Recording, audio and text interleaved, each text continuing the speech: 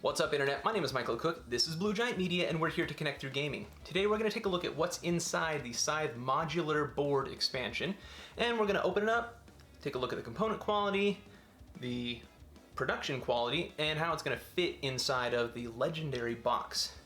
So let's go ahead and see what's inside.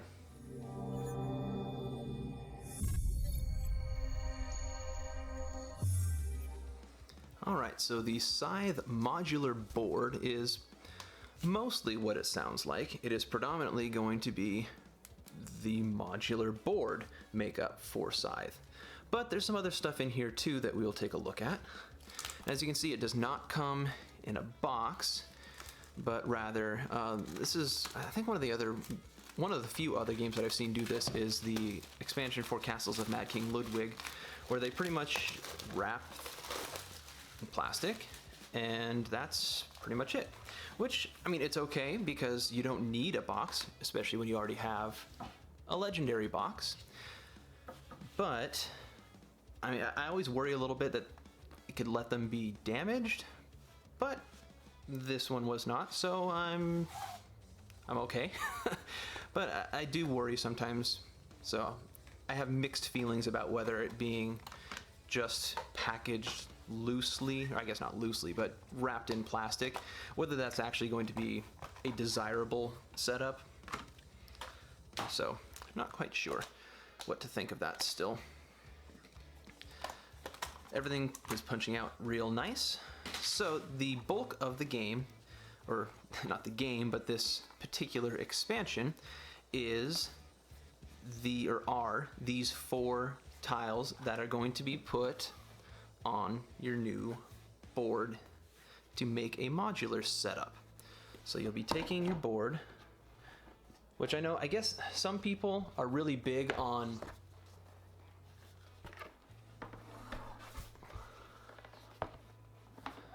using their extended, larger board, which this just has 2 sides, which they are a little bit different, I guess. You can see here in this particular camp, they've got different stuff. So there is 2 different sides, but they don't have the much bigger hexes because that would just have been cost prohibitive. One thing that I do wish they had done, and I understand that they didn't do it because it would have made something as relatively simple as this is that much more expensive, but I really would have liked it if they had done the inset spots so you can set these in and they don't move, because I worry about things kind of moving around a little bit. I'll have to give it some playtime to see if that is just fine.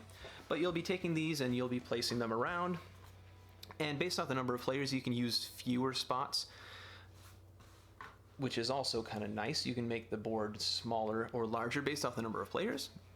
Then you're going to randomly be placing these out. So you've got 8 spots that you can start because one of them is going to be vacant. All right, so that's the bulk of what's in here.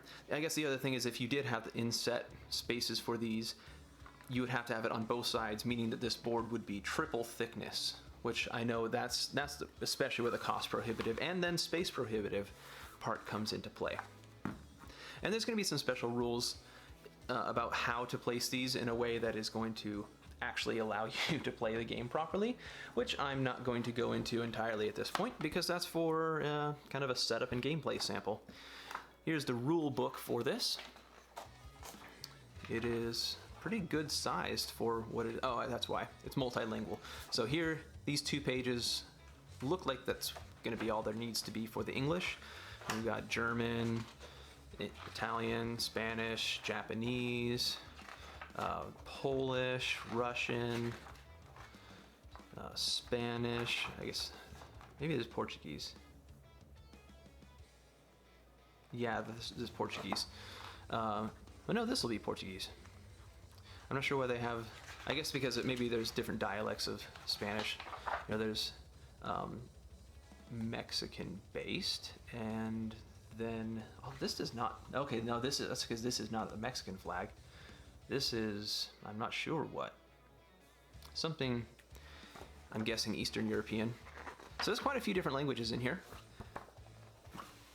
And the other interesting thing that comes with this that is not necessarily modular, but it's nice, is some more different building goal options.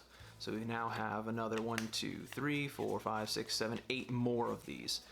So now let's go ahead and take a look at how things are going to fit in here. Now I do not have any of the contents of Rise of Fenris in here, so this will not spoil anything for that, but it also is going to then give you maybe an incomplete idea of how much space this is really going to end up taking up. So take that for what it's worth. I have, this one is empty, there's nothing in here. And I have not chosen to take anything out of these yet because they do their job well, and I'm not out of space yet because I don't have Rise of Fenris in here. This one is most of just the bits, so maybe I'll go ahead and throw these in here since there's plenty of space. I also in here, is this where I have the other battle or building goals? No, this is all cards and wooden bits. So I'll go ahead and put that there, and I will put the rest of the building goals in. Oh, that's why I have the building goals in here. So I guess for now I might end up rethinking that. So for right now, I'll just put them in here until next time I play, and then I'll probably just put all of them in here. And I'm sure once I get more of the Rise of Fenris stuff, this space will end up getting taken up by some of that.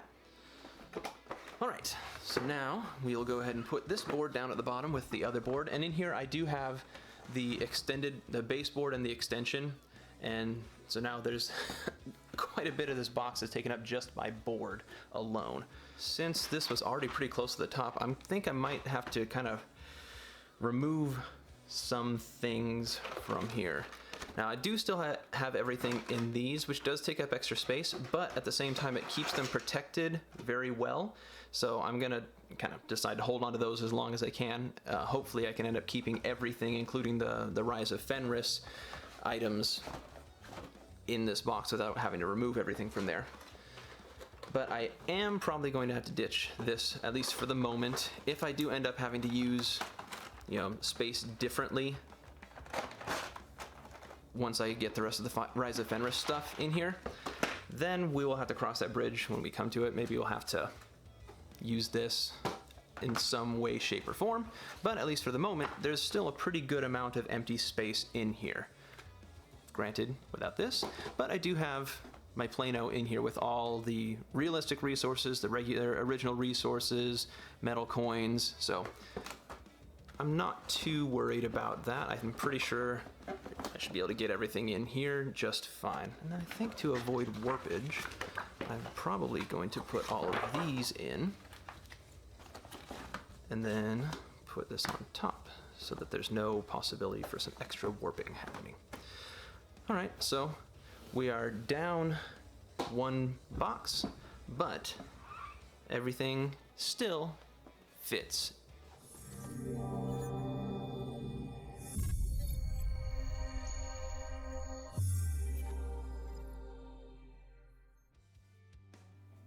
Alright, so that's what's inside the Scythe Modular Board expansion by Jamey, Stegmaier, and published by Stonemaier Games.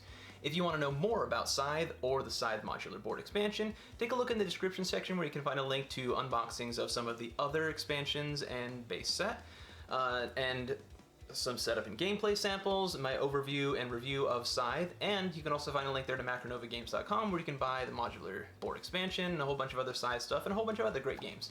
Until next time, I want to thank you so much for watching. Please like, share, and subscribe if you like what you see, and let me know in the comment section below if you have any feedback, comments, questions, or recommendations. And as always, have a wonderful day.